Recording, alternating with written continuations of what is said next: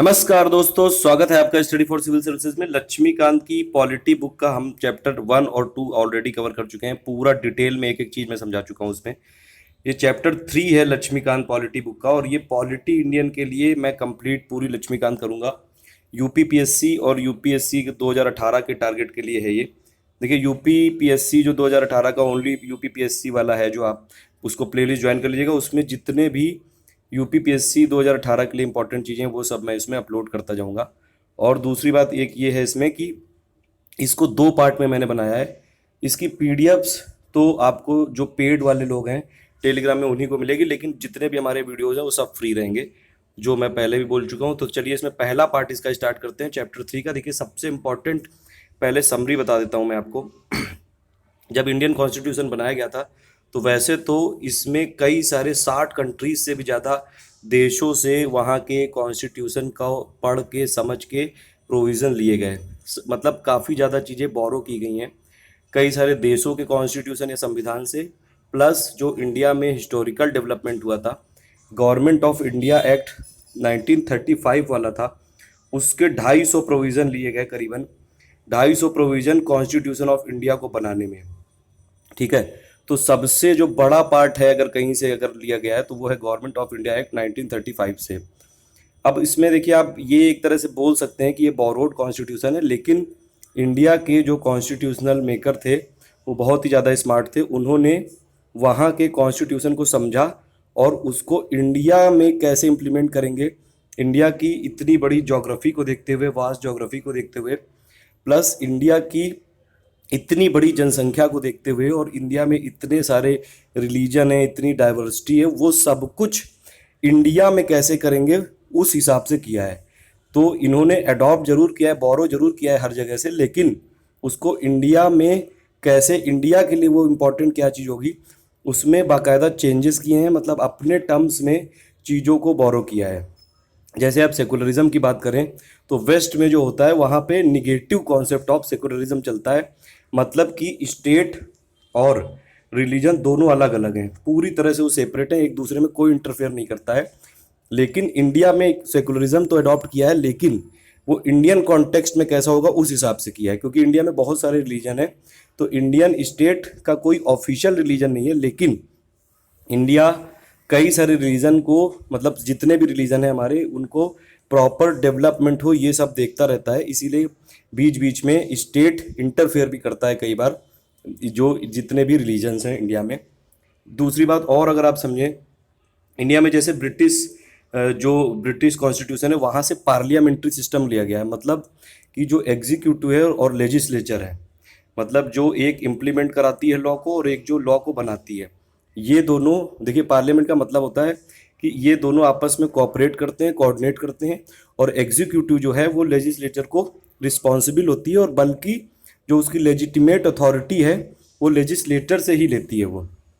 ठीक है, तो इंडिया ने पार्लियामेंट्री कॉन्सेप्ट तो जरूर वहाँ से बोरो किया ब्रिटिश से, लेकिन इंडिया और ब्रिटिश के पार्लियामेंट्री सिस्टम में बहुत ज़्यादा अंतर है। 2 मेजर अंतर हैं कि जो ब्रिटिश का पार्लियामेंट्री सिस्टम है, पहली बात तो ये कि ब्रिटिश की जो पार्लियामेंट है वो सोवरेन बॉडी है, मतलब वो कोई भी लॉ बना सकती है, वहाँ पे उनको कोई दखलंदाजी नहीं कर सकता है।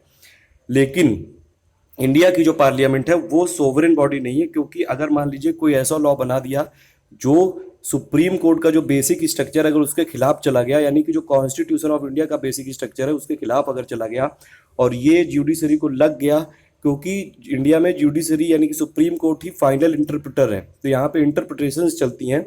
और अगर कोई ऐसा लॉ बना दिया तो इंडिया की ज्यूडिशरी जुडिशियल रिव्यू करके उसको हटा भी देती है। तो इसलिए पार्लियामेंट इंडिया की सोवरेन नहीं है, लेकिन ब्रिटिश पार्लियामेंट सोवरेन है।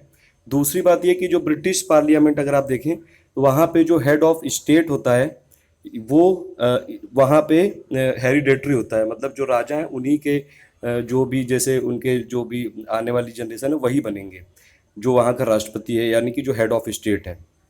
ठीक है, इंडिया में लेकिन रिपब्लिक सिस्टम अडॉप्ट किया है, मतलब कि यहाँ पे हेड ऑफ स्टेट, जैसे जो हमारे प्रेसिडेंट ऑफ इंडिया है वो, उनका इलेक्शन होता है बाकायदा। यहाँ पे कोई भी प्रेसिडेंट बन सकता है, लेकिन ब्रिटिश में सिर्फ वहाँ के राजा की फैमिली वाले ही बनेंगे। उसके अलावा भी और भी बहुत सारी चीज़ों में इंडिया में चीज़ें उठाई जरूर इधर उधर से गई हैं, लेकिन उसको इंडिया के कॉन्टेक्स्ट में कैसे करना है तो हमारे कॉन्स्टिट्यूशनल मेकर काफ़ी स्मार्ट थे, उन्होंने पूरा समझा, हिस्टोरिकल जो भी डेवलपमेंट हुए उनको देखते हुए, हिस्ट्री में जो भी किसी के साथ अगर गलत हुआ है, भेदभाव हुआ है, जैसे कि कुछ माइनॉरिटीज़ या फिर जो शेड्यूल कास्ट या फिर जो बाकी अदर जो डिप्रेस्ड क्लास है, उनको बाकायदा रिजर्वेशन दिया गया है, ये अफर्मेटिव एक्शन किया गया है, सब कुछ इंडियन कॉन्टेक्स्ट में किया गया है। तो ऐसा ये नहीं कहा जा सकता है कि पूरी तरह से इंडिया कॉपीड है। और वैसे भी जो भी कॉन्स्टिट्यूशन है पूरी दुनिया भर के, सब में अगर आप बेसिक जो मूल भावना देखेंगे वो तो सेम ही है। तो इसीलिए इसमें इंडिया के जितने भी कॉन्स्टिट्यूशनल मेकर हैं उन्होंने सब कुछ इंडिया के हिसाब से किया है। अब इस चैप्टर में क्या है, 16 आपको मेन इसमें दिए गए हैं, 16 ये फीचर है, सैलिएंट फीचर है कॉन्स्टिट्यूशन के, इनको समझना बहुत ज़्यादा ज़रूरी है। इसीलिए ये वाला पार्ट में हम सिर्फ इसके कॉन्सेप्ट समझेंगे, और उसके बाद जो नेक्स्ट वाला पार्ट है उसमें पूरे जो मोस्ट इंपॉर्टेंट आर्टिकल हैं, पार्ट हैं, शेड्यूल है, वो सब देखेंगे। ठीक है, तो ये समरी थी। देखिए वही सब यहाँ पे लिखा है कि बोरोड जरूर है लेकिन इंडिया का यूनिक कॉन्स्टिट्यूशन है। और इंडिया का कॉन्स्टिट्यूशन एक्चुअली जो अडॉप्ट किया गया था 1949-50 में, उसके बाद से काफ़ी ज़्यादा चेंज किया गया है, ये सब्सटेंशियली चेंज किया गया है। और सबसे बड़ा चेंज है 7th कॉन्स्टिट्यूशनल अमेंडमेंट से, 42वें से, 44वें से, 73rd और 74th, ये जो 5 हैं इसमें बहुत बड़ा चेंज किया गया है कॉन्स्टिट्यूशन में। देखिए 40th जो 42 वाला कॉन्स्टिट्यूशन अमेंडमेंट है 1976 में हुआ था, इसको इवन मिनी कॉन्स्टिट्यूशन बोलते हैं। उस टाइम पे इमरजेंसी चल रही थी, इंदिरा गांधी गवर्नमेंट ने काफ़ी सारे प्रोविज़न एग्जीक्यूटिव के फेवर में करने की कोशिश की, लेकिन फिर जब मुरारजी की ये जो जनता गवर्नमेंट आई, उन्होंने 44th जो अमेंडमेंट हुआ था वो एक्चुअली 42nd में जितने भी हुए थे उन सबको रिवर्स करने के लिए किया गया था।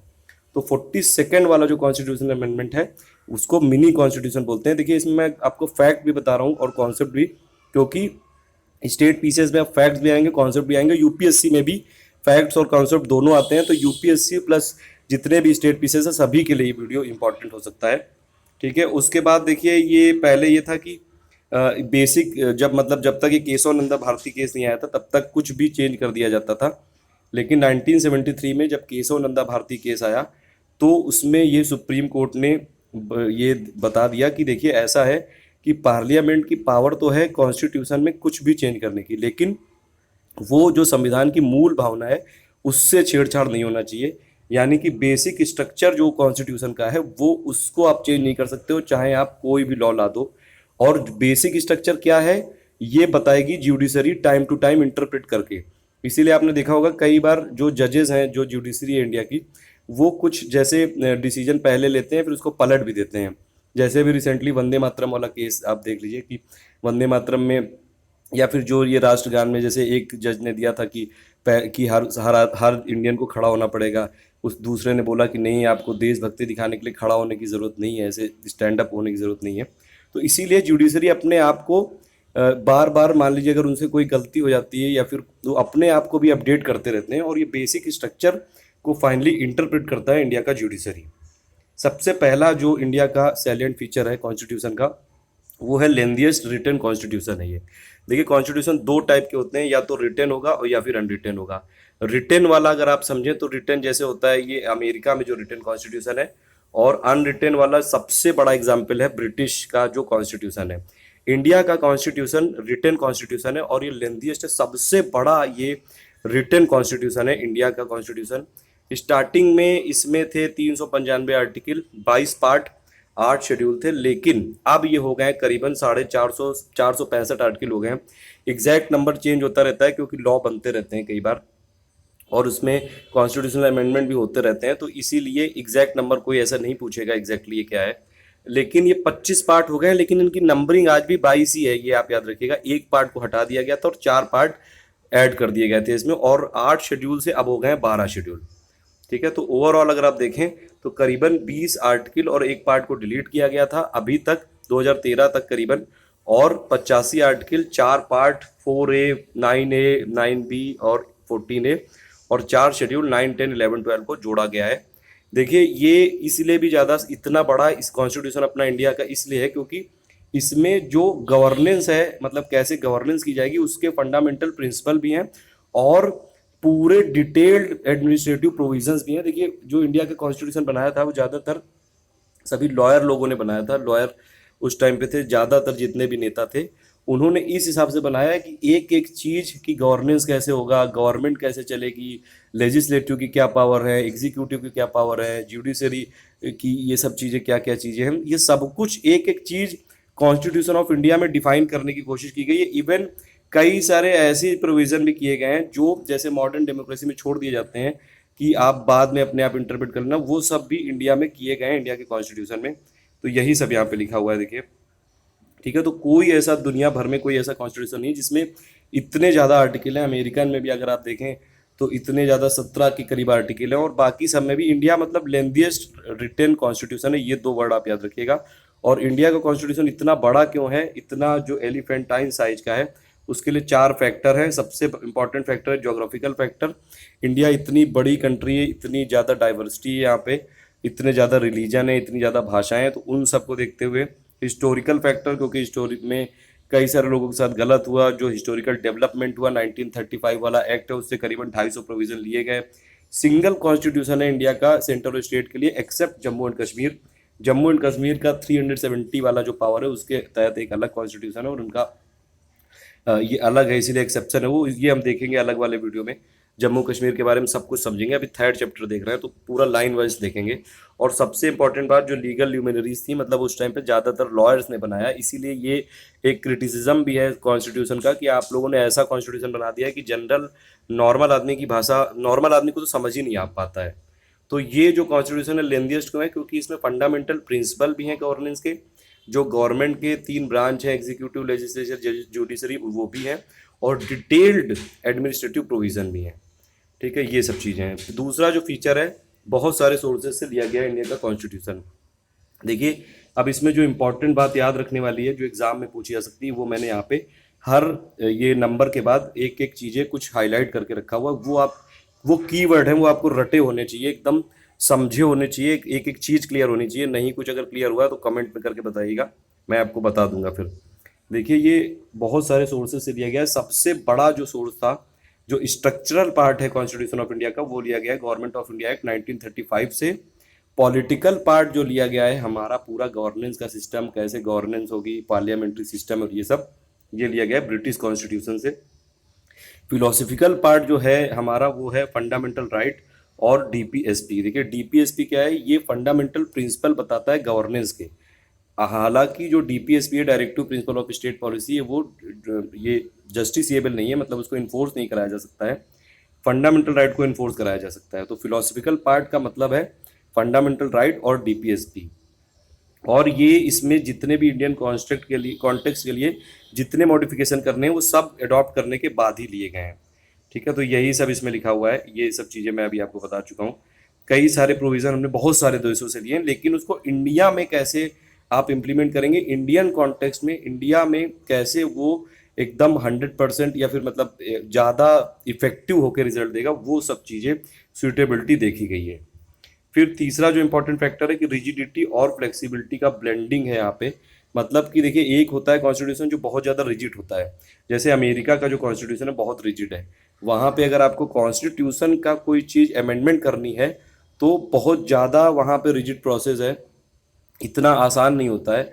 फेडरल के अलग है वहाँ पे, ये जो स्टेट है वहाँ के जो प्रोविंसेस वो अलग हैं, तो बहुत ज़्यादा रिजिड है। मतलब ऐसे एकदम आप इतनी आसान प्रोसेस नहीं कि आप कॉन्स्टिट्यूशन को अमेंडमेंट कर दें अमेरिका में। और एक होता है फ्लेक्सिबल, कि आप बिल्कुल जो वहाँ के लॉज हैं, जो कॉन्स्टिट्यूशन आपको अगर मान लीजिए कुछ कॉन्स्टिट्यूशन में अमेंडमेंट करना है, तो वो जैसे ऑर्डनरी लॉ आप बनाते हैं, ऑर्डनरी जो लॉ मेकिंग प्रोसेस होती है, उसी के हिसाब से आप कॉन्स्टिट्यूशन भी चेंज करते हैं, तो वो है ब्रिटिश। तो इंडिया का जो कॉन्स्टिट्यूशन है ना बहुत ज़्यादा रिजिड है, मतलब ना इसकी प्रोसेस बहुत ऐसी है कि बिल्कुल चेंज ही नहीं किया जा सकता है, और ना बहुत ज़्यादा फ्लेक्सिबल है कि मतलब कोई भी गवर्नमेंट आए तुरंत जब भी उसका मन किया और उठा के कर दिया, तो ये नहीं है। बीच का एकदम मीडियम वे किया गया है। ठीक है, तो ना बहुत ज़्यादा कष्ट होता है ये करने में, कॉन्स्टिट्यूशन अमेंडमेंट करने में, और ना ऐसा है कि आप कर ही नहीं सकते हो। तो दोनों की मिक्सिंग है यहाँ पे, ब्लेंडिंग है। इसीलिए देखिए, आर्टिकल 368 में कॉन्स्टिट्यूशनल अमेंडमेंट एक्ट को समझाया गया है कि कैसे आप कॉन्स्टिट्यूशनल अमेंडमेंट कर सकते हैं। 2 टाइप के हैं उसमें। एक टाइप तो ये है कि आपकी स्पेशल मेजॉरिटी होनी चाहिए, यानी कि जितने लोग प्रेजेंट हो उनका 2/3 आपके पास वोटिंग होनी चाहिए, और प्लस आधे से ज़्यादा जो टोटल स्ट्रेंथ है वो होनी चाहिए। ठीक है, और प्लस दोनों हाउसेस से पास होना चाहिए, तो स्पेशल मेजोरिटी वाला है प्रोविजन। और एक दूसरा है कि स्पेशल मेजोरिटी और प्लस जितने स्टेट हैं इंडिया में, जैसे इस समय 29 स्टेट हैं, तो कम से कम आधे यानी कि 15 स्टेट से भी, स्टेट के लेजिस्लेचर से भी वो रेटिफाई होना चाहिए बिल। यही सब इसमें बताया गया, ठीक है। तो अमेरिका का कॉन्स्टिट्यूशन बहुत ज़्यादा रिजिड है, हम इंडिया का बहुत रिजिड भी नहीं है, बहुत फ्लेक्सिबल भी नहीं है। जब ज़रूरत पड़ेगी, जब कोई ऐसी बहुत ज़्यादा हमको ज़रूरत पड़ती है कि कॉन्स्टिट्यूशन में अमेंडमेंट हमको चाहिए होता है और सभी लोगों को लगता है, तो सब लोग मिल के कर भी लेते हैं वो। और देखिए, यही मैंने बताया कि फ्लेक्सिबल का मतलब है कि ऑर्डिनरी लॉ जैसे आप बनाते हैं कि आपने कोई लॉ कानून बनाना है, उसी तरह कॉन्स्टिट्यूशन में अमेंडमेंट कर दिया।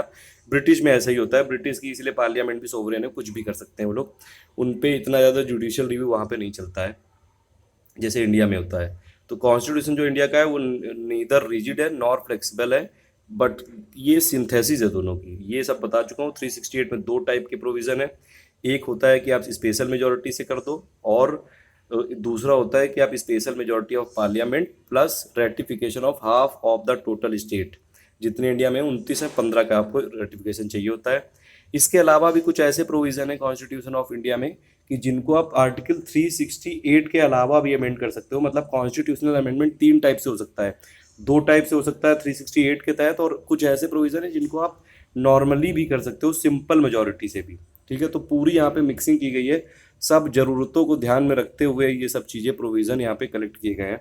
तो ये वाले जो अगर होंगे, अभी हम पूरा देखेंगे, जैसे आर्टिकल स्टार्टिंग के जो आर्टिकल हैं 1 2 3 वाले, इसमें मान लीजिए जैसे जो स्टेट का नाम है, ये बाउंड्री, ये सब चेंज करने में इतनी ज़्यादा ये कॉन्स्टिट्यूशन अमेंडमेंट करने की ज़रूरत नहीं पड़ती, सिंपल मेजोरिटी से भी हो सकता है, और ये 368 में नहीं आते हैं, ठीक है। तीसरा प्रोविज़न ये हो गया। चौथा प्रोविज़न हो गया, फेडरल सिस्टम है लेकिन यूनिटरी बायस है। देखिए, फेडरलिज्म का मतलब होता है कि कोई ऐसी गवर्नमेंट जहाँ पे जो पावर है वो बटी हुई है, डिवीज़न ऑफ पावर है वहाँ पे, और ये डिवीज़न ऑफ जो पावर है, दो गवर्नमेंट के जो लेवल है वो इक्वल स्टेटस दोनों को दिया गया है। जैसे इंडिया में आप देखें तो देखिए, फेडरलिज्म का मतलब है कि एक होती है फेडरल गवर्नमेंट यानी कि सेंट्रल, और कुछ उसके होते हैं प्रोविंसेस या स्टेट या फिर लोकल गवर्नमेंट्स। तो ठीक है, तो ये वाली हो गई सेंट्रल वाली, मतलब ओवरऑल गवर्नमेंट, और ये वाले हो गए जो उनके सब, मतलब सबऑर्डिनेट तो यहाँ पे नहीं कहेंगे टर्म, लेकिन यहाँ पे जो स्टेट हैं, जो प्रोविंसेस जितने में बटा हुआ है वो देश, दोनों ही अपने अपने जो उनको पावर दिए गए हैं उनमें वो लॉ बना सकते हैं, कोई किसी में इंटरफेयर नहीं करेगा। ये है फेडरलिज्म, ये दोनों को इक्वल स्टेटस मिला हुआ है। कि जैसे इंडिया में देखें तो अगर आप फेडरलिज्म कैसे है इंडिया में, क्योंकि स्टेट गवर्नमेंट है, वो स्टेट जो लिस्ट है उसमें लॉ बना सकती है, यूनियन गवर्नमेंट है वो अपने सेंटर वाली जो यूनियन लिस्ट है उसमें बना सकती है लॉ। पूरी तरह से फेडरलिज्म अगर आपको समझना है तो यूएस में है। जैसे यूएस में क्या है कि जो फेडरल है वहाँ पे गवर्नमेंट, वो फेडरल जो लिस्ट है उसी पे लॉ बना सकती है, बाकी जो स्टेट गवर्नमेंट है वो उन पे ही स्टेट में लॉ बना सकती है। तो यूनिटरी वाला ज़्यादा यहाँ वहाँ पे नहीं है। लेकिन इंडिया में क्या है कि इंडिया में पता है, क्योंकि इतनी ज़्यादा डाइवर्सिटी है और ये सब चीज़ें हैं, इंडिया का एकदम केस अलग ही है, इसीलिए यहाँ पे फेडरल प्रोविजन तो दिए गए हैं, लेकिन यूनिटरी बायस भी है कि मान लीजिए अगर इमरजेंसी पड़ जाए और इंडिया को बचाना हो, इंडिया की सोवरेंटी, इंडिया की जो सेकुलरिज्म है, इंडिया के बेसिक प्रिंसिपल हैं, इन सब को बचाने के लिए कई बार ऐसा भी होता है कि पूरी जो देश है वो सेंट्रल गवर्नमेंट के पास पावर आ जाती है, और जो स्टेट गवर्नमेंट है उनकी सबऑर्डिनेट बन जाती हैं। इसीलिए यहाँ पे बोला गया है फेडरल सिस्टम विद यूनिटरी बायस। तो ये सब चीज़ें हैं यहाँ पे। फेडरल सिस्टम ऑफ गवर्नमेंट का क्या मतलब है कि कौन कौन से फीचर हैं इंडिया में फेडरेशन। देखिए, इंडिया में पहली बात तो ये कि फेडरेशन वर्ड का कहीं यूज़ ही नहीं किया गया है। जो पहला वाला आर्टिकल है, आर्टिकल नंबर 1, वहाँ पे फेडरेशन नहीं लिखा हुआ है। देखिए, federation has nowhere been use. ये वाली चीज़ एकदम, देखिए जो भी चीज़ मैं बता रहा हूँ यहाँ पे मैंने हाईलाइट करके रखी हूँ, रट डालिएगा, एक एक चीज़ समझ लीजिएगा इसको, क्योंकि एग्जाम में यही आपको एक दो ऑप्शन में करके पूछेंगे और आप फिर कंफ्यूज हो सकते हैं। तो फेडरलिज्म, फेडरेशन का कहीं यूज़ ही नहीं हुआ है। आर्टिकल 1 में लिखा है यूनियन ऑफ स्टेट, ठीक है। और फेडरलिज्म के अगर आप फीचर देखें तो जैसे दो गवर्नमेंट हैं, ठीक है, इंडिया में भी हैं, एक सेंट्रल गवर्नमेंट है और हर स्टेट की स्टेट गवर्नमेंट है, तो फेडरलिज्म है। डिवीजन ऑफ पावर है, बिल्कुल है, क्योंकि यूनियन लिस्ट है, स्टेट लिस्ट है। रिटन कॉन्स्टिट्यूशन वो भी बिल्कुल है। सुप्रीमेसी ऑफ द कॉन्स्टिट्यूशन है, बिल्कुल है, क्योंकि इंडिया में कॉन्स्टिट्यूशन ही तो सुप्रीम है। रिजिडिटी ऑफ द कॉन्स्टिट्यूशन, देखिए रिजिडिटी फेडरलिज्म का फीचर है, क्योंकि रिजिडिटी का मतलब हुआ कि जो स्टेट वाली गवर्नमेंट है वो उसी में लॉ बनाएगी, सेंटर वाली है जो वो उसमें लॉ बनाएगी। तो कॉन्स्टिट्यूशन ऐसा नहीं कि जब भी सेंट्रल गवर्नमेंट का मन आया और उठा के उन्होंने कुछ भी चेंज कर दिया, तो इसीलिए थोड़ा सा रिजिड है। इंडिपेंडेंट जुडिशरी भी है और बाइकैमरलिज्म भी है, ये सब फेडरलिज्म के फीचर है और ये इंडिया में सभी प्रेजेंट है ये। लेकिन इंडिया में कई सारे यूनिटरी गवर्नमेंट के भी फीचर हैं, यानी कि सेंट्रलाइज या फिर नॉन फेडरल फीचर्स भी हैं, जैसे कि स्ट्रॉन्ग सेंटर है यहाँ पे, इमरजेंसी आती है या फिर बहुत सारे ऐसे प्रोविज़न है जब राज्यसभा भी कर सकती है कि इस स्टेट में बनाना है आपको लॉ। सिंगल कॉन्स्टिट्यूशन है सभी स्टेट के लिए, जम्मू कश्मीर छोड़ के। सिंगल सिटीजनशिप है, मतलब जो इंडिया का नागरिक है वो सिर्फ इंडिया का ही है, वो जम्मू कश्मीर सॉरी ये बिहार का नागरिक नहीं है, यूपी का नहीं है, महाराष्ट्र का नहीं है, वो हम सब इंडियंस हैं। वो मूवी में भी देखा होगा आपने शायद, जिसमें वो शाहरुख खान की जो मूवी थी कि पहले इंडियंस, तो वो वाली चीज़ है यहाँ पे। फ्लेक्सिबिलिटी ऑफ द कॉन्स्टिट्यूशन, बिल्कुल अब जब ऐसी कोई ज़रूरत पड़ती है तो ऐसा भी होता है कि अगर पूरे देश को बचाने के लिए कुछ चीज़ें अगर चेंज करनी पड़ती हैं तो फ्लेक्सिबल भी है, मतलब ऐसा भी नहीं कि कॉन्स्टिट्यूशन चेंज ही नहीं हो सकता है। इंटीग्रेटेड जुडिशरी है, मतलब कि ये हुआ कि सबसे ऊपर है सुप्रीम कोर्ट, उसके नीचे है हाई कोर्ट, उसके नीचे है जो सबऑर्डिनेट कोर्ट है। अगर सबऑर्डिनेट कोर्ट ने आपकी जो भी अर्जी है या फिर केस आपका ये नहीं पास किया तो आप हाई कोर्ट जा सकते हैं अपील करने, उसने भी नहीं किया तो आप सुप्रीम कोर्ट जा सकते हैं। तो इंटीग्रेटेड है ये। गवर्नर जो स्टेट में अपॉइंट होता है वो सेंटर करती है, तो ये भी यूनिटरी फीचर है। ऑल इंडिया सर्विसेज हैं, 3 टाइप की इस समय ऑल इंडिया सर्विसेज हैं, एक है आईएएस और एक है आईपीएस और एक है इंडियन फॉरेस्ट सर्विस आईएफएस, ठीक है। और इमरजेंसी प्रोविज़न तो है ही, और ये फेडरेशन कहीं यूज़ भी नहीं हुआ है। तो मतलब इंडिया का जो ये कॉन्स्टिट्यूशन है वो फेडरल है लेकिन यूनिटरी बायस के साथ है। इसीलिए कई सारे लोगों ने इसको ये डिस्क्राइब भी किया है कि federal in form but unitary in spirit, quasi federal जिसको बोलते हैं, जैसे कि क्वाजी फेडरल पूरी तरह से फेडरल नहीं है, के सीवियर ने बोला है ये। बार्गेनिंग फेडरलिज्म ये बोला है किसने, मॉरिस जोन्स ने। कोऑपरेटिव फेडरलिज्म की मतलब सेंटर और स्टेट एक दूसरे में, आजकल आपने सुना भी होगा cooperative federalism, competitive federalism. Cooperative का क्या मतलब हो गया कि सेंटर और स्टेट एक दूसरे में कोऑपरेट करके चलते हैं। कॉम्पिटिटिव का क्या मतलब हो गया कि स्टेट्स को ऐसा कुछ इन्वायरमेंट दिया जाए कि एक दूसरे में कॉम्पीट करें और वो डेवलपमेंट की तरफ बढ़ें। तो ये सब चीज़ें ये ग्रेनविले अर्स्टिन ने बोला था। फिर फेडरलिज्म विद सेंट्रलाइजिंग टेंडेंसी, ये बोला था आइवोर जेनिंग्स ने। फिर ये वाला जो प्रोविज़न है ये मैं आपको पहले ही बता चुका हूँ चैप्टर की शुरुआत में। पार्लियामेंट्री फॉर्म हमने ली है, और कहाँ से ली है, ब्रिटिश पार्लियामेंट्री जो फॉर्म है उसको हमने अडॉप्ट किया है।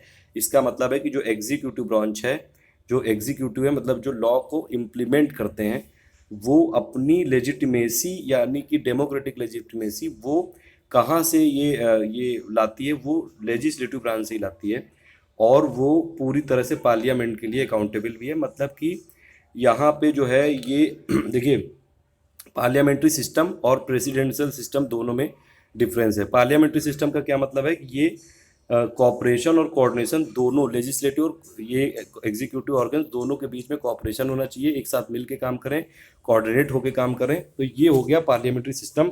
मतलब कि देखिए, आपने देखा भी होगा इंडिया में जो लेजिस्लेटर है, मतलब जो पार्लियामेंट बॉडी है, वहीं से तो मिनिस्टर लिए जाते हैं, और मिनिस्टर ही तो है एग्जीक्यूटिव मिनिस्टर। और सबसे बड़ा एग्जीक्यूटिव में अगर आप देखें हेड, तो वो है प्रेसिडेंट ऑफ इंडिया। तो वो सभी पार्लियामेंट के लिए जिम्मेदार तो हैं ही ना, क्योंकि अगर किसी गवर्नमेंट ने अच्छा काम नहीं किया तो गवर्नमेंट को गिरा भी दिया जाता है। तो ये सब चीज़ें हैं यहाँ पे। इसीलिए जो एग्जीक्यूटिव है वो लेजिस्लेटिव को के लिए अकाउंटेबल है, वो और वो वहीं से निकली हुई है। तो दोनों कोऑर्डिनेट भी कर रहे हैं, कोऑपरेट भी कर रहे हैं।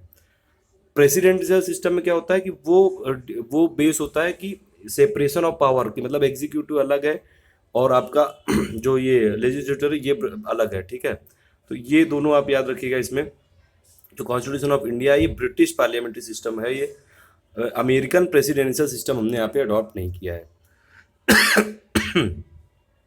और जो पार्लियामेंट्री सिस्टम है ये सेंटर में भी है और स्टेट में भी है। देखिए, सेंटर में भी आपने देखा है कि गवर्नर होता है, जैसे स्टेट में होता है प्रेसिडेंट वैसे सेंटर में गवर्नर, स्टेट में होता है सेंटर में होता है पीएम वैसे स्टेट में होता है सीएम, ठीक है। और वहाँ की जो भी विधानसभाएं होती हैं, जैसे स्टेट इंडिया में सेंटर पे हो गई पार्लियामेंट, तो एग्जीक्यूटिव रिस्पॉन्सिबल होता है लेजिस्लेचर के।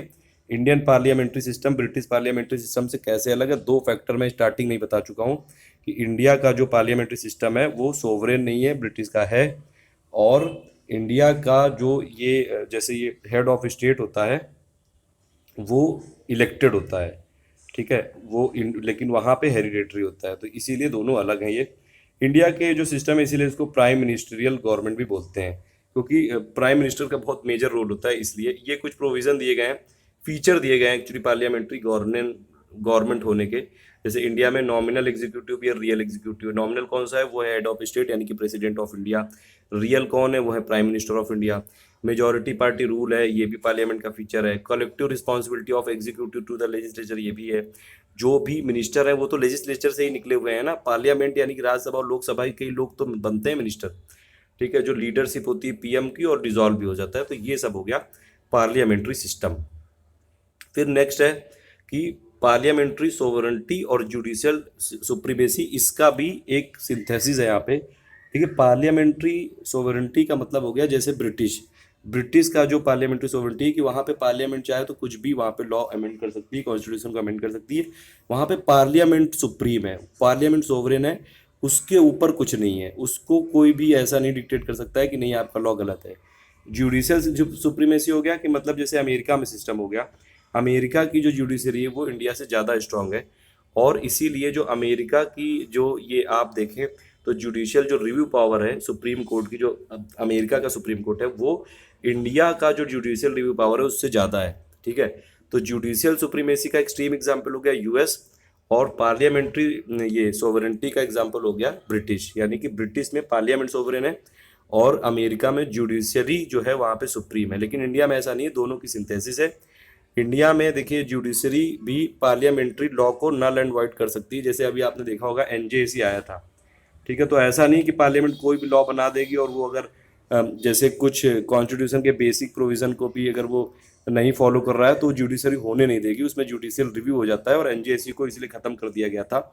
लेकिन ऐसा भी नहीं है कि जो भी जुडिशरी चाहे वही कर ले, क्योंकि पार्लियामेंट फिर से कोई लॉ बना सकती है। तो इसीलिए दोनों की अपनी अपनी स्पेस है। और जुडिशरी जो पावर है इंडिया की, अगर ये पूछा जाएगा जुडिशियल रिव्यू पावर जो इंडियन सुप्रीम कोर्ट की, वो यूएस वाले सुप्रीम कोर्ट से कम है, ये आप याद रखिएगा। और ये क्यों है? क्योंकि देखिए अमेरिका में जो प्रोसेस है जुडिशियल रिव्यू की, वो ड्यू प्रोसेस ऑफ लॉ है, मतलब कि जो होना चाहिए एग्जैक्टली। और इंडिया में जो क्या है, वो procedure establish by the law, मतलब कि जो आपने लॉ बनाए गए हैं, अगर मान लीजिए उसमें कोई चीज़ डिफाइंड नहीं है तो लॉ के हिसाब से ही, अगर मान लीजिए कोई ऐसा कुछ जुर्म है जो आपने, मतलब वैसे अगर देखा जाए तो वो ह्यूमन राइट्स या फिर जो नेचुरल राइट्स होते हैं उनके हिसाब से, तो उसमें आपको सज़ा बहुत ज़्यादा मिलनी चाहिए। लेकिन वो इंडिया के किसी लॉ में डिफाइंड नहीं है, तो इसलिए उसको उतनी ही सज़ा मिलेगी जितनी लॉ में डिफाइंड है। मतलब जो प्रोसीजर आपने इस्टेब्लिश किया है लॉ के द्वारा, कानून के द्वारा, सिर्फ वही हो सकता है इंडिया में जुडिशियल रिव्यू। तो इंडिया में जो आपने लॉ बनाए गए उसी हिसाब से आप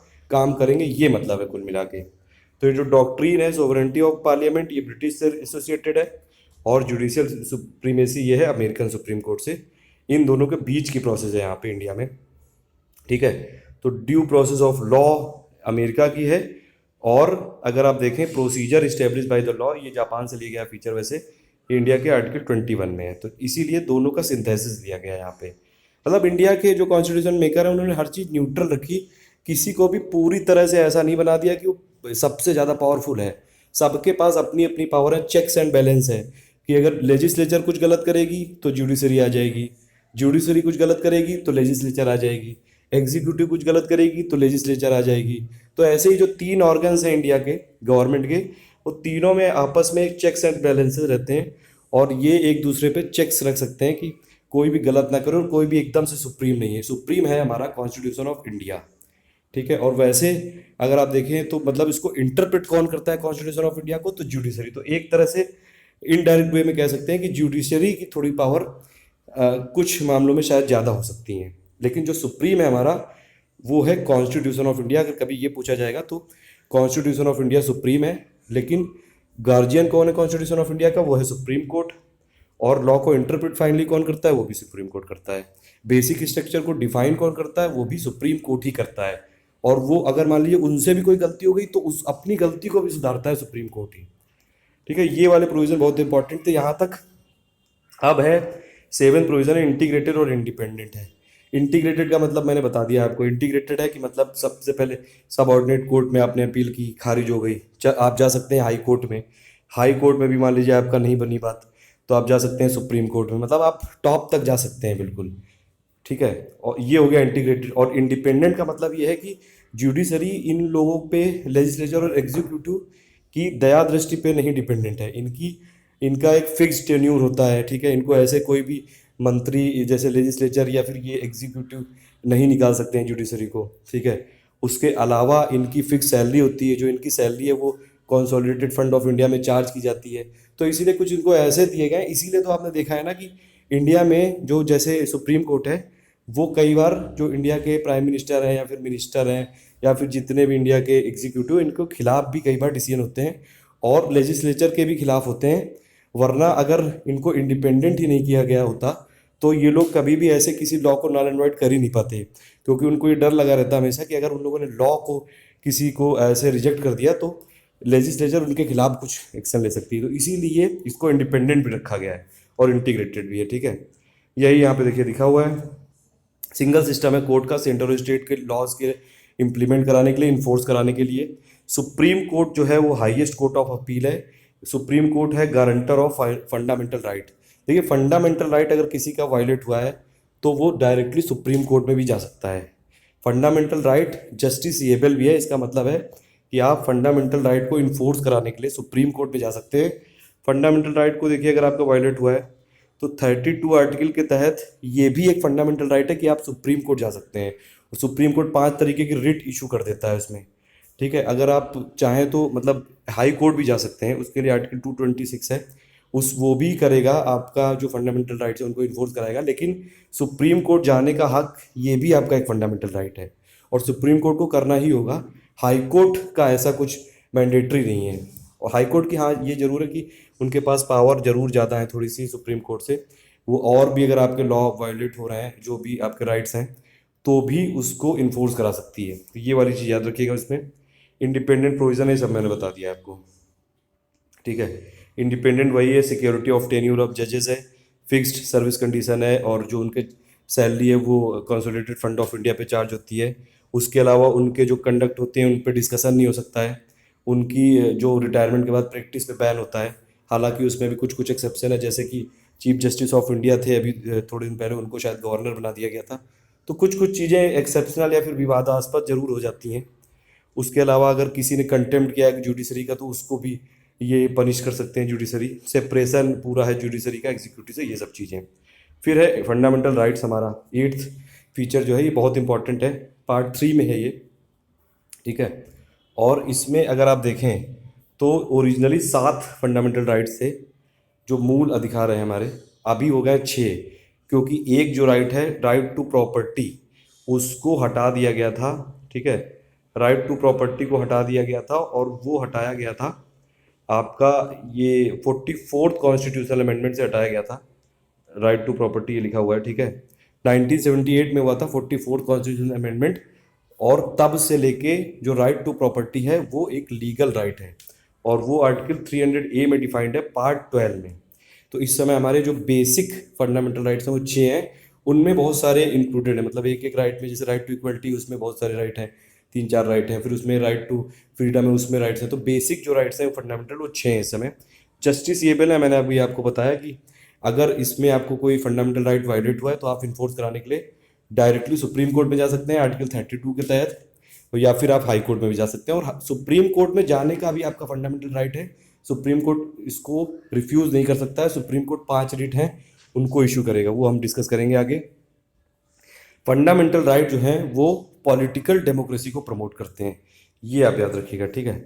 फंडामेंटल राइट करते हैं पॉलिटिकल डेमोक्रेसी को प्रमोट, और सोशल और इकोनॉमिक डेमोक्रेसी को प्रमोट कौन करता है? डीपीएसपी, यानी कि directive principle of state policy. ये फंडामेंटल राइट क्या होते हैं? टिरेनी, यानी कि अगर कभी कुछ डिक्टेटरशिप या टिरेनी ऐसा दिखाना चाहे एग्जीक्यूटिव, या फिर कुछ भी आर्बिट्ररी लॉ बनाना चाहे लेजिस्लेचर, तो उनके ऊपर ही लिमिटेशन होते हैं फंडामेंटल राइट। और एक और चीज़ है कि फंडामेंटल राइट लेकिन ऐसा भी नहीं कि एकदम एब्सोल्यूट होते हैं या फिर सैक्रोसेंट होते हैं कि इनको कभी आप हटा ही नहीं सकते हैं। अगर इमरजेंसी वाली कभी सिचुएशन आए तो फंडामेंटल राइट को सस्पेंड भी किया जा सकता है कॉन्स्टिट्यूशनल अमेंडमेंट के थ्रू। और अगर एक बस ये चीज़ है यहाँ पे एक्सेप्शन की, कोई भी कंडीशन में आर्टिकल 20 और 21 को सस्पेंड नहीं किया जा सकता है जो फंडामेंटल राइट्स में आते हैं। इवन ड्यूरिंग इमरजेंसी में भी अगर कोई आपातकाल की सिचुएशन है तब भी इनको सस्पेंड नहीं कर सकते हैं आप।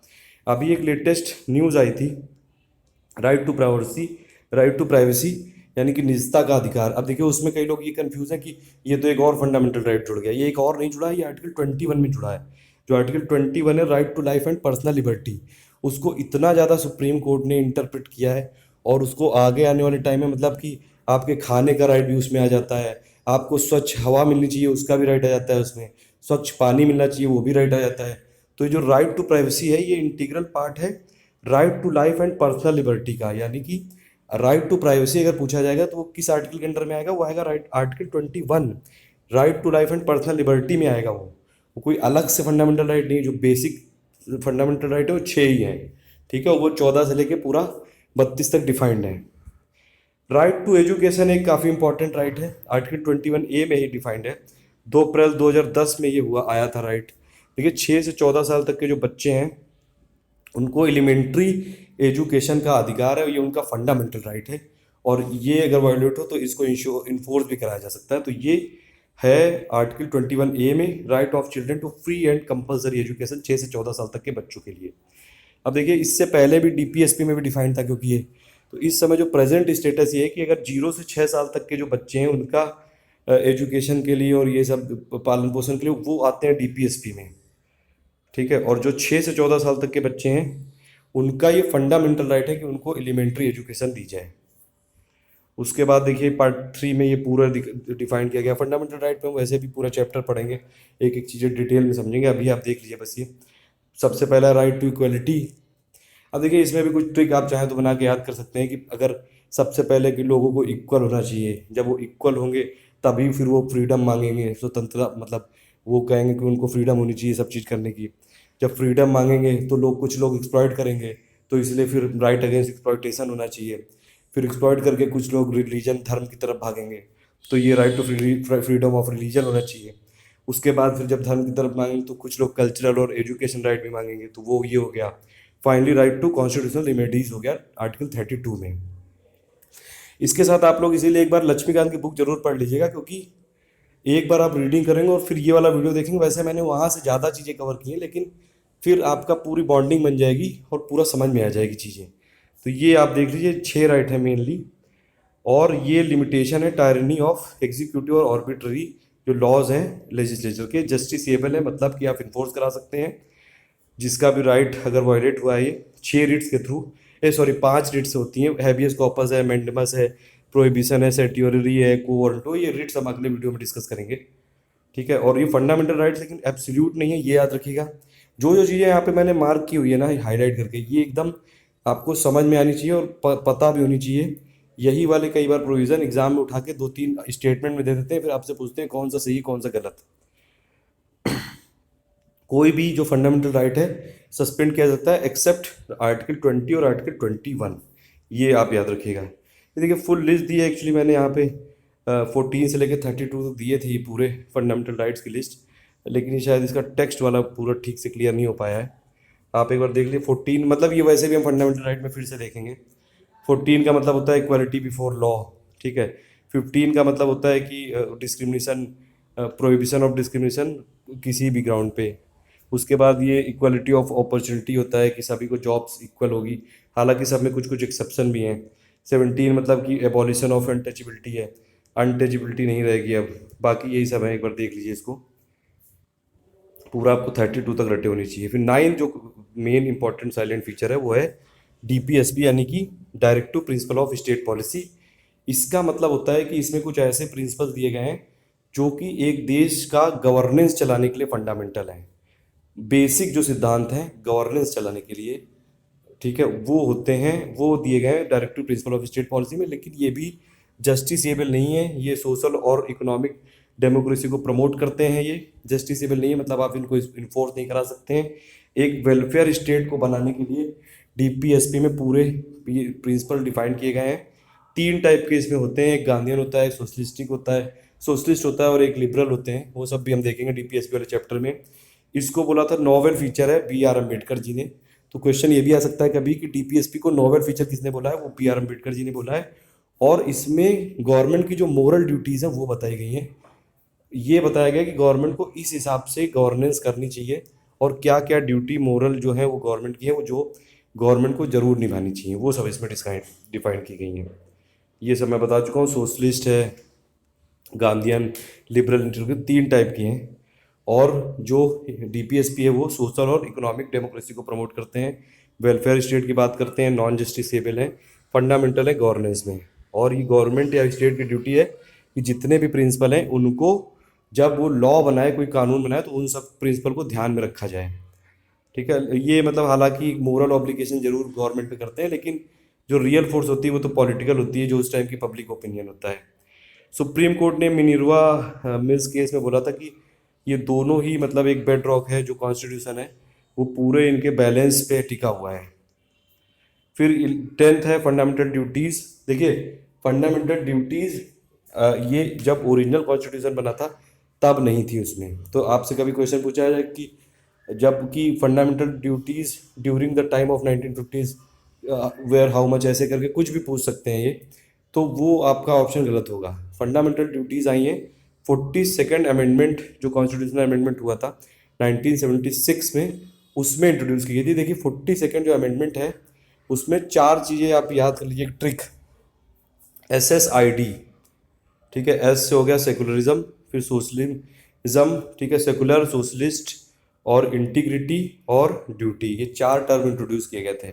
3 तो प्रियम्बल में आपके लगा दिए गए थे, ये सोशलिस्ट, सेकुलर और इंटीग्रिटी, और ये जो ड्यूटी है फंडामेंटल, ये भी 42nd कॉन्स्टिट्यूशनल अमेंडमेंट से की गई थी इंट्रोड्यूस। स्वर्ण सिंह कमेटी बनी थी उसके लिए फंडामेंटल ड्यूटीज़। देखिए फंडामेंटल जो ड्यूटीज़ है वो कॉन्सेप्ट हमने बोरो किया है कहाँ से, रशिया वाले कॉन्स्टिट्यूशन से, सोवियत संघ का जो था वहाँ को देख के ही हम इंस्पायर होके यहाँ पे लाए थे फंडामेंटल ड्यूटीज़ की। ऐसा नहीं कि आप फंडामेंटल राइट्स इंजॉय करो, जब आपके राइट्स इतने सारे दिए गए हैं तो आपकी कुछ ड्यूटीज़ भी बनती हैं, कुछ कर्तव्य भी बनते हैं देश के लिए। वही सब है इसमें। पार्ट 4 में डिफाइंड है ये। इस समय कितनी है, इस समय 11 है। जब फंडामेंटल ड्यूटीज़ लाई गई थी तब कितनी थी, तब थी 10। लेकिन फिर 86th अमेंडमेंट हुआ, कॉन्स्टिट्यूशन अमेंडमेंट हुआ 2002 में, और एक और ड्यूटी इंट्रोड्यूस कर दी गई, फंडामेंटल ड्यूटी। देखिए अभी हमने देखा कि 6 से 14 साल तक के बच्चों का फंडामेंटल राइट है कि उनको एलिमेंट्री एजुकेशन मिलनी चाहिए, लेकिन ये ड्यूटी भी है 6 से 14 साल के बच्चों के पेरेंट्स की कि उनके बच्चों को एलिमेंट्री एजुकेशन मिले। तो ड्यूटी वाला जो है वो यहाँ पे आ जाएगा, ठीक है, और जो फंडामेंटल राइट्स है वो 21 आर्टिकल ए में वो उधर चला जाएगा। और ये नॉन जस्टिसेबल है, मतलब इनको भी आप इन्फोर्स नहीं करा सकते हैं। यही सब चीज़ें यहाँ पे लिखी हुई है कि फंडामेंटल ड्यूटीज़ क्या है, कि कॉन्स्टिट्यूशन को रिस्पेक्ट करो, वो हम पूरा देखेंगे एक चैप्टर में, पूरा 11 ड्यूटीज़ को पूरा समझेंगे। फ्लैग को रिस्पेक्ट करो, एंथम को रिस्पेक्ट करो, इंडिया की सॉवरेनिटी, यूनिटी, इंटीग्रिटी को बचाने की कोशिश करो, जो कॉमन ब्रदरहुड वाली भावना है उसको बढ़ाओ, रिच जो हेरिटेज है इंडिया का उसको प्रिजर्व करना चाहिए, ये सब चीज़ें हैं इसमें। फिर है सेकुलर स्टेट, ये बहुत इंपॉर्टेंट है, 11th फीचर है ये। सेकुलर स्टेट का मतलब होता है कि इंडिया का कोई ऑफिशियल रिलीजन नहीं है, ठीक है। सेकुलर वर्ड को इंट्रोड्यूस किया गया था 42nd कॉन्स्टिट्यूशन अमेंडमेंट एक्ट से, वो मैंने आपको बता दिया। SSID आप याद रखिएगा। तो 4 टर्म आपको याद रखेंगे, सेकुलर, सोशलिस्ट और ये इंटीग्रिटी वाला टर्म इंट्रोड्यूस किया गया था, ये 3 प्रियम्बल में, और डी वाला यानी कि ड्यूटी। देखिए सेकुलरिज्म का मतलब है कि स्टेट का कोई मतलब, इंडिया का कोई ऐसा ऑफिशियल रिलीजन नहीं है। जैसे कई सारी मुस्लिम कंट्रीज होती हैं वहाँ पे एक ऑफिशियल रिलीजन है कि उनका मुस्लिम है, लेकिन यहाँ पे ऐसा स्टेट का कोई रिलीजन नहीं है। इंडिया एक सेकुलर कंट्री, मतलब इंडिया में सभी धर्मों की आज़ादी है, और किसी भी धर्म का कोई भी बंदा है वो टॉप पोस्ट तक पहुँच सकता है, गवर्नमेंट तक पहुँच सकता है, प्रेसिडेंट बन सकता है, प्राइम मिनिस्टर बन सकता है, कुछ भी बन सकता है, ठीक है। तो सेकुलर कंट्री हैं हम लोग। वो आजकल जो चल रहा है वो सेकुलर अलग चीज़ है, वो कुछ लोग ज़्यादा ही एक्सट्रीम हो जाते हैं, और कुछ एक वो सब चीज़ें, चलिए हम विवाद में नहीं जाएंगे उन सब चीज़ों में, नहीं तो फिर लोग बोलने लगेंगे उसमें।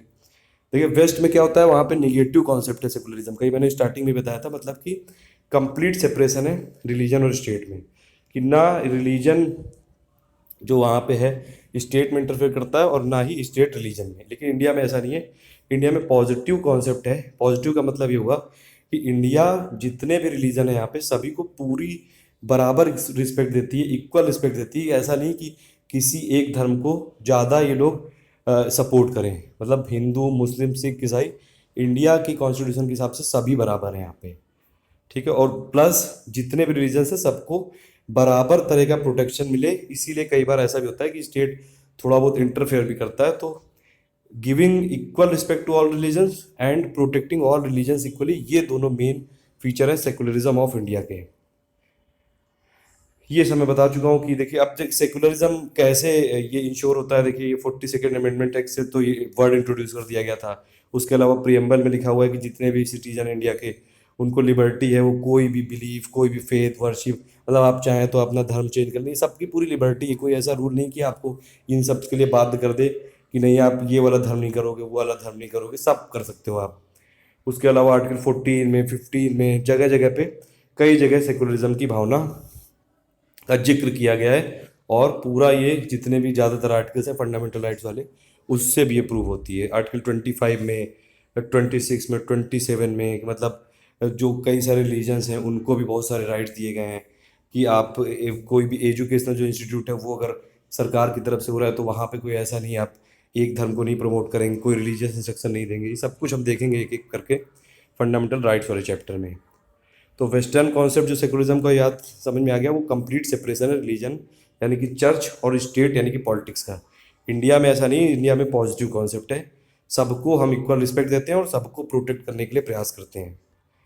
एक ये था कि जैसे 1909 में हमने हिस्टोरिकल डेवलपमेंट में देखा था कि मॉर्ले मिंटो और फिर जो government of India Montagu Chelmsford reform आया और प्लस 1935, उसमें कम्युनल रिप्रेजेंटेशन की बात की गई थी कि रिजर्वेशन होना चाहिए धर्म के आधार पे, उसको हालांकि बाद में हटा दिया गया था। अभी रिजर्वेशन जरूर होता है, ये टेम्परेरी रिजर्वेशन था। कॉन्स्टिट्यूशन के टाइम पे लक्ष्मीकांत पे लिखा हुआ है, मेरे नहीं वर्ड है, मुझे मत गरियाने लगना यहाँ पे कि मैं ये बोल रहा हूँ, मैंने ऐसा इंट्रोड्यूस कर दिया है।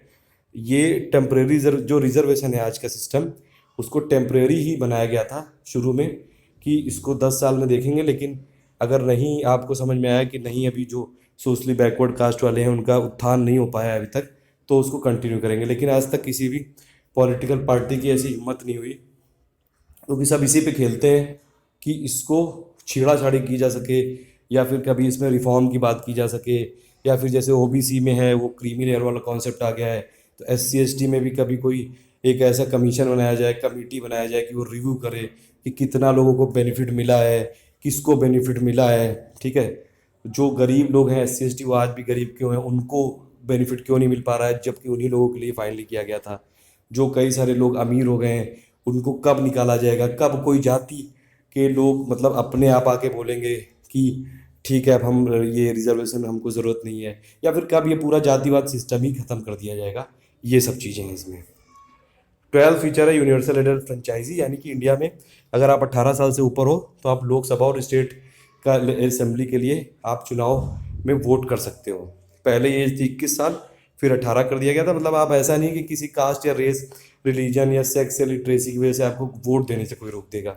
18 साल से ऊपर हो, बस यही एक वो है एलिजिबिलिटी, 18 साल से ऊपर हो वोट दे दो। ये देखिए बहुत इंपॉर्टेंट है यहाँ पे कि 61st जो कॉन्स्टिट्यूशनल अमेंडमेंट हुआ था 1988 में, और वो 1989 में फाइनली इम्प्लीमेंट हुआ, उसमें 21 से लेके घटा के 18 साल एज कर दी गई थी। और इसीलिए ये इलेक्शन जैसे कमिश्नर हैं उनकी, पहले एक चीफ इलेक्शन कमिश्नर होता था, उसमें 2 इलेक्शन कमिश्नर की भी पोस्ट जोड़ी गई थी। तो ये बात याद रखिएगा, 21 से 18 साल कब की गई, 61 कॉन्स्टिट्यूशनल अमेंडमेंट एक्ट 1988 में, 1989 में आया था फाइनली। ये जो यूनिवर्सल एडल्ट फ्रेंचाइजी है, देखिए अगर आप देखें तो इंडिया काफ़ी इसमें एडवांस रहा है, क्योंकि जो वेस्टर्न कंट्रीज़ हैं उसमें वहाँ पे जैसे कॉन्स्टिट्यूशन ये सब आ गया था पहले ही, लेकिन वुमेन को राइट दिए गए काफ़ी बाद में। इंडिया में लेकिन जब से कॉन्स्टिट्यूशन आया उन्होंने सबको राइट दे दिए कि बस तब दिए गए थे 21 साल से ऊपर, और फिर ये 1989 में 18 साल से ऊपर कोई भी है, कोई बिना किसी डिस्क्रिमिनेशन के वोट दे सकते हैं आप। और इसके अलावा ये माइनॉरिटीज़ को जो उनके मतलब ये लोगों में भावना भी होती है कि हाँ वो सरकार चलाते हैं, हालांकि वो सब थोड़ा सा बुद्धू बनाने के लिए भी है, लेकिन फिर भी लोग ये समझते तो हैं कि सरकार वही चलाते हैं। तो ये ब्रॉड बेस्ड है और ये सेल्फ रिस्पेक्ट लोगों की मेंटेन रखती है, प्रेस्टीज मेंटेन रखती है कॉमन लोगों की, कि वही सबसे बड़ी पावर है। हालांकि आप जानते हैं इंडिया में क्या होता है कि एक आदमी आईएएस बन जाता है या पीसीएस बन जाता है या फिर मंत्री बन जाता है, अपने आप को गॉड से कम नहीं समझता है। तो ये सब चीज़ें हैं। सिंगल सिटीजनशिप की बात करें 13 नंबर वाली, इंडिया में सिंगल सिटीजनशिप है, अभी हमने डिस्कस किया था कि कोई भी बिहार का, एमपी का, ये राजस्थान का कोई सिटीजन नहीं, सब इंडियंस हैं। जम्मू कश्मीर को छोड़ के, जम्मू कश्मीर में एक अपना अलग वहाँ पे एक्सेप्शन होता है। तो जितने भी लोग हैं कहीं भी बॉर्न हुए हो उनको सेम पॉलिटिकल और सिविल राइट्स मिलेंगे। कुछ केसेस अलग हैं, जैसे कुछ ट्राइबल एरियाज हैं, वो तो उनके प्रोटेक्शन के लिए होता है। मान लीजिए कोई ट्राइबल है, वहाँ पे अगर बाकी बाहर के लोगों को एंट्री कर दी जाएगी तो वो लोग वहाँ के कल्चर पे इंटरफेयर कर सकते हैं, ये सब चीज़ों के लिए। लेकिन बाकी हर जगह कहीं भी डिस्क्रिमिनेशन नहीं होता है। जम्मू कश्मीर एक अलग केस है, वो 360 वाला में देखेंगे हम पूरे। उसके बाद देखिए ये सब बॉडीज़ जो अभी तक हमने देखा गवर्नेंस की थी, इसके अलावा भी कुछ इंडिपेंडेंट बॉडीज़ हैं जो कि पूरा ये इंश्योर करती हैं कि जितना भी जो इंडिया में कॉन्स्टिट्यूशन ऑफ इंडिया के लिए गवर्नेंस वाला सिस्टम है ये भी उसको सपोर्ट करें। ठीक है, तो ये जो कॉन्स्टिट्यूशन ऑफ इंडिया है इसमें केवल लेजिस्लेटिव, एग्जीक्यूटिव और जुडिशियल ऑर्गन का नहीं किया गया डिस्क्राइब, उसके अलावा भी बहुत सारी इंडिपेंडेंट बॉडीज इसमें की गई और टाइम टू टाइम और करते जाते हैं। जैसे अभी एनएसईबीसी की बात चल रही है, जो बैकवर्ड कास्ट कमीशन है उसको कॉन्स्टिट्यूशनल प्रोविजन देने की बात चल रही है। सबसे बड़ा जो इंडिपेंडेंट बॉडी है वो है इलेक्शन कमीशन, जो कि फेयर इलेक्शन कराता है, फ्री और फेयर इलेक्शन। और इलेक्शन कमीशन किस किस का इलेक्शन कराता है? पार्लियामेंट का, ठीक है, लोकसभा राज्यसभा का, स्टेट लेजिस्लेचर यानी कि विधानसभा का, और ये जो प्रेसिडेंट ऑफ इंडिया का, वाइस प्रेसिडेंट ऑफ इंडिया का। फिर एक होते हैं कैग, जो कि गार्जियन होते हैं पब्लिक पर्स के, और ये ऑडिट करते हैं अकाउंट्स को, जो भी मतलब क्या जो गवर्नमेंट एक्सपेंडिचर हुआ है उसका क्या लॉजिक है, ये सब कुछ करते हैं। फिर यूपीएससी है जो कंडक्ट कराती है एग्ज़ाम। एसपीएससी है मतलब स्टेट प्रोविंशियल जो ये पब्लिक सर्विस कमीशन है। हालांकि इसमें बहुत सारे केस जरूर रहते हैं कि फ्री कराने के लिए तो किया गया था, फेयर सिलेक्शन कराने के लिए किया गया था, लेकिन आज तक वही नहीं करा पाए हैं। सबसे बड़ी बात बस इसमें यही है। यूपीएससी पे तो सभी चीज़ें ऐसे खुल के नहीं आ पाती हैं, लेकिन फिर भी यूपीएससी ने तो काफ़ी अच्छा फिर भी काम किया। लेकिन जो स्टेट पीसीएस है वो तो आप हालत जानते ही हैं। यूपी पीसीएस को देख लीजिए, राजस्थान वाला आरपीएससी को देख लीजिए, एमपी पीसीएस को देख लीजिए, बीपीएससी, जेपीएससी, एकदम मतलब भरे पड़े हैं ऐसे केसेस। हर जगह करप्शन एकदम खाया जा रहा है सभी को। और ये है फिर फाइनली इमरजेंसी प्रोविज़न, कि इंडिया में अगर इंडिया में कभी ऐसी कंडीशन आ जाए कि इंडिया की सोवरेनिटी, यूनिटी, इंटीग्रिटी, सिक्योरिटी को बचाने के लिए डेमोक्रेटिक पॉलिटिकल सिस्टम को, कॉन्स्टिट्यूशन को, इंडिया के बेसिक प्रिंसिपल को, इंडिया के कॉन्स्टिट्यूशन को पूरा, अगर कभी ऐसी ज़रूरत पड़ती है तो इमरजेंसी भी लगा दी जाती है। 3 टाइप की इमरजेंसी होती है फाइनली। एक होती है नेशनल इमरजेंसी। देखिए ये भी याद रखिएगा कि किस ग्राउंड पे लगाई जाती है। ठीक है, पहले ये थी जो इस समय नेशनल इमरजेंसी होती है, देखिए 352 है नेशनल इमरजेंसी। और ये किस ग्राउंड पे लगती है? या तो वॉर या एक्सटर्नल एग्रेशन हो जाए, और या फिर कोई आर्म्ड रिवेलियन हो जाए, मतलब कोई हमारी फोर्स ये विद्रोह पे आ जाए, तभी लग सकती है नेशनल इमरजेंसी।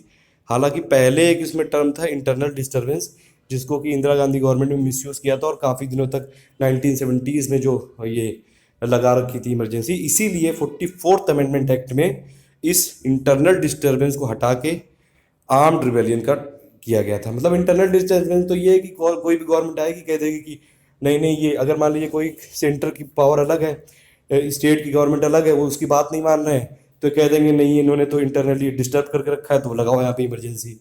या फिर और पूरे बाकी पूरे इंडिया में तो कई सारी चीज़ें हो सकती हैं कि एक पार्टी की 2-4 स्टेट में गवर्नमेंट है, सेंटर की अलग है, तो ये पूरा एकदम इंडिया में गवर्नमेंट पूरी इमरजेंसी लगा सकते हैं। तो इसीलिए 2 चीज़ें याद रखनी है। नेशनल इमरजेंसी 352 के तहत लगा सकते हैं।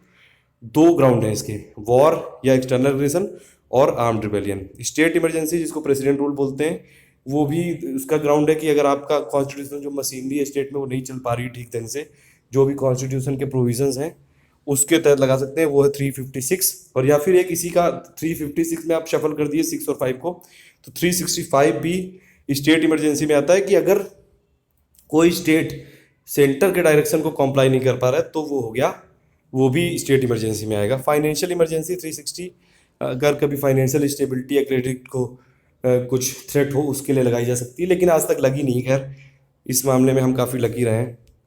और इसी ये देखिए जो इमरजेंसी होता है उसमें फेडरल जो सिस्टम होता है वो पूरी तरह से यूनिटरी हो जाता है, मतलब सब पावर्स आ जाती है सेंट्रल गवर्नमेंट के हाथ में, और जो स्टेट गवर्नमेंट्स होती हैं वो एक सबऑर्डिनेट की तरह काम करती हैं बस। और फाइनल इसका जो प्रोविज़न है 3 टियर गवर्नमेंट। दुनिया भर की जो फेडरल गवर्नमेंट्स है वहाँ पे 2 टाइप के सिस्टम होते हैं, एक होती है फेडरल और एक होती है स्टेट या प्रोविंसेस। लेकिन इंडिया ने एक अलग तरीके का अनोखा है यहाँ पे जो है सिस्टम, ये 3 टियर इन्होंने कर दिया है। एक हो गया स्टेट यानी कि एक हो गया सेंटर यानी कि फेडरल वाला पूरे देश का, एक हो गया स्टेट, ये उससे छोटी यूनिट है स्टेट, और उससे भी छोटी यूनिट है स्टेट मतलब जो लोकल बॉडीज है स्टेट। देखिए सेंटर बना है, इंडिया बना है कई सारे स्टेट को मिलके, स्टेट बनाए कई सारे छोटे छोटे गाँवों को मिलके, म्यूनिसिपल कॉरपोरेशन इन सबको मिलके। तो 3 टियर है यहाँ पे सिस्टम।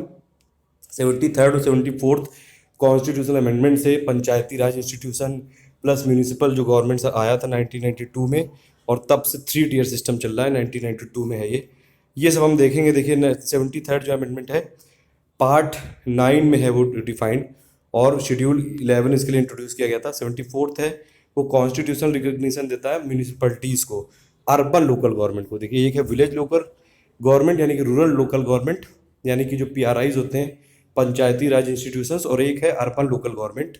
उसमें ये पार्ट 9 ए इंट्रोड्यूस किया गया था और शेड्यूल 12 इंट्रोड्यूस किया गया था। तो ये वाला पार्ट 1 हो गया फिनिश चैप्टर नंबर 3 का। अब जो बचा है इसमें पार्ट्स बचे हुए हैं कि कौन सा पार्ट में क्या आता है, आर्टिकल्स मोस्ट इंपॉर्टेंट बचे हुए हैं, शेड्यूल बचे हुए हैं, ये सब हम पार्ट सेकंड में देखेंगे। देखिए जो लक्ष्मीकांत की बुक है हम पूरी तरह से कवर करेंगे इसको, एक भी चीज़ नहीं छोड़ेंगे। और आपने ये देखा होगा, अगर आप समझें सब चीज़ें, एक एक चीज़ मैंने यहाँ पे नोट करके रखी है यहाँ पे।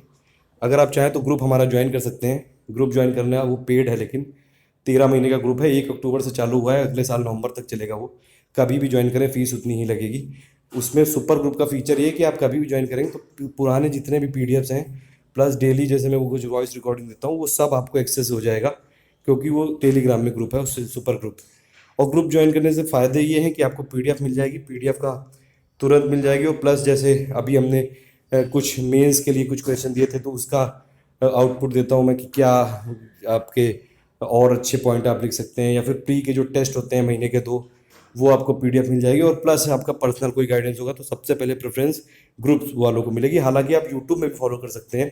कमेंट करके ज़रूर बताइएगा कितने लोग यहाँ पे फॉलो कर रहे हैं। ये तीसरा लेक्चर था लक्ष्मीकांत पॉलिटी का। अक्टूबर के टाइम प्लान के हिसाब से 1 नवंबर को होगा टेस्ट, पूरे अक्टूबर टाइम प्लान जो मैंने शुरू में दिया था। So thank you for listening, please do like and share.